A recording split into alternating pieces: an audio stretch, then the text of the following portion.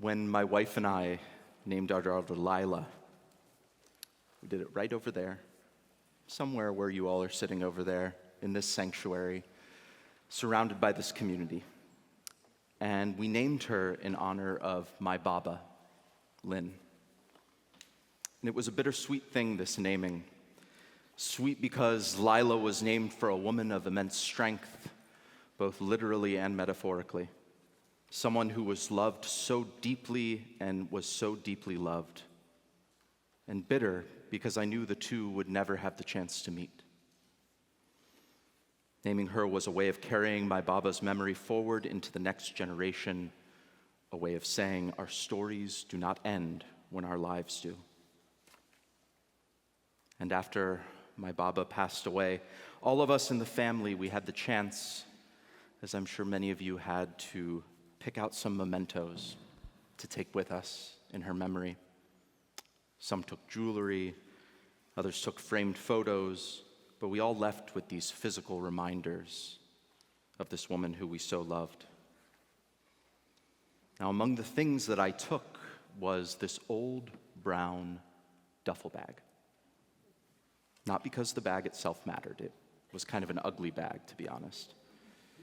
But because inside that bag were a load of freshly laundered towels that had been laundered in her apartment and smelled just like her.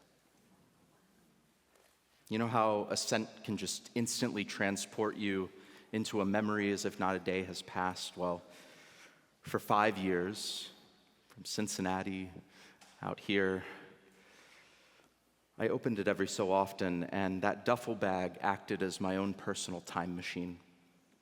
I'd open it, take in a breath, and just for a moment, it felt like she was just right around the corner, in the other room, sitting in her favorite chair, probably with a dirty martini, waiting for me to watch Magnum P.I. reruns. She loved Tom Selleck. How could you not?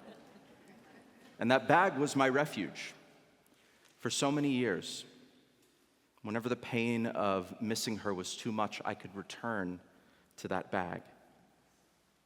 But it did not last. See, after my daughter was born, a very well-meaning, and I mean this, a very well-meaning family member was helping us with laundry. And they came across this old duffel bag in a closet, and they did what made sense. They opened it up, saw that it was folded towels, and put it in with the rest of the laundry.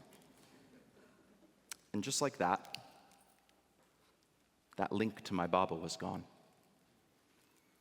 Her scent replaced with the smell of dreft. And I was heartbroken. I raged. I burst into hot, angry tears because it felt like I was losing her all over again. And yet, in my grief and my rage, I couldn't have known what a gift that small mistake would be. Because what I lost in scent, I gained in story. Now I tell that story to myself, to my daughter, to you today. It's become part of my tapestry of memory, something that will persist long, long after scents fade and keepsakes crumble. And that's what Yizkor is about. Stepping out of our daily lives to remember, to weave those memory tapestries with the threads of those we mourn, to spin memory into story so that our loved ones remain alive in our hearts. All of us are storytellers. A favorite author of mine once said, "It's as if everyone tells a story about themselves all the time, from the moment you wake up until the moment you go to bed, and even then you have dreams.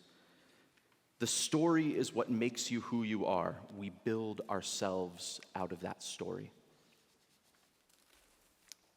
From that moment we gain consciousness, we are sitting at the loom of memory, weaving our lived experiences into stories, stories that are as essential to life as the very air that we breathe. Yizkor is a sacred time, not to let go of our loved ones, but in fact to draw them close, to receive, to retell stories just as our people have done for centuries. Because in our tradition, we don't just remember, we actually re-experience. We bring ancient stories to life again and again, generation after generation. Just as the Israelites stood at Sinai receiving the Torah, the very story that continues to shape us to this day, we gather here today at the foot of our own Sinai, carrying the stories of parents and grandparents, siblings and spouses that continue to shape us still and will for a lifetime to come. Now, we may not know what happens after we die, but I do know this. As long as someone is telling our story, we are never gone. And that is the gift of Yizkor. Which reminded me, of course, of another story. There's a story of the Baal Shem Tov.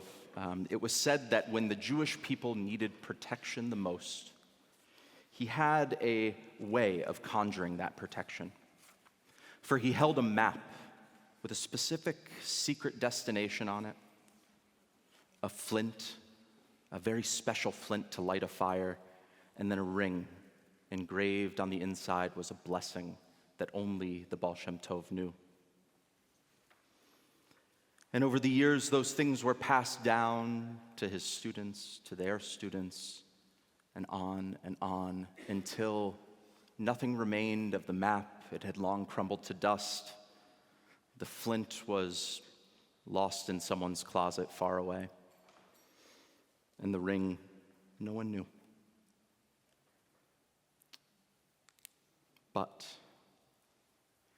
while these physical reminders did not last, when the Jewish people were once again threatened, that story of the Baal Shem Tov was shared, and the Jewish people persisted.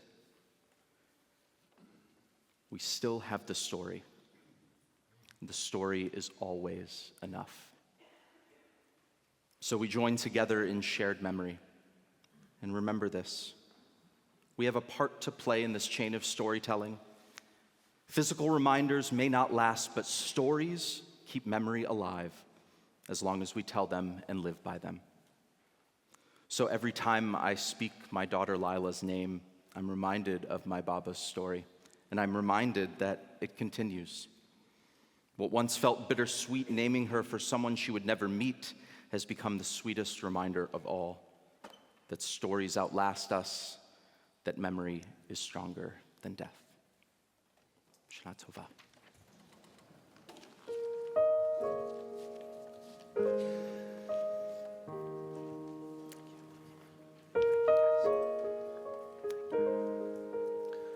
I'll be singing words that are found on page 7. Words written by Chaim Stern.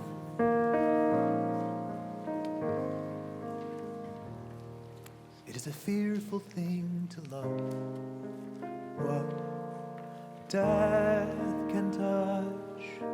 A fearful thing to love. Hope, dream to be, and all to lose. A thing for fools this, and a holy thing to love.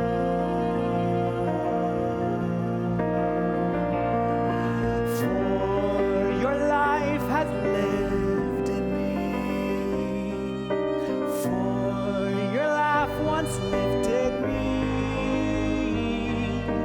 for your word was gift to me.